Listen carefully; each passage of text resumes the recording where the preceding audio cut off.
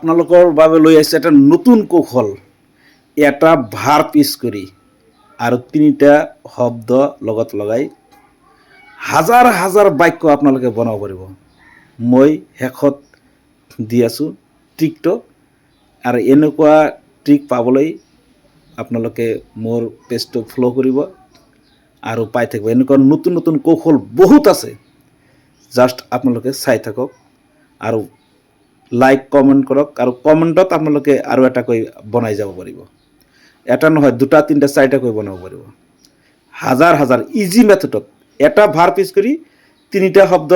লগত থাকিব আৰু এটা শব্দ আপোনালোকে লগাব এটা শব্দ আপোনালোকে লগাই বনাব হাজাৰ হাজাৰ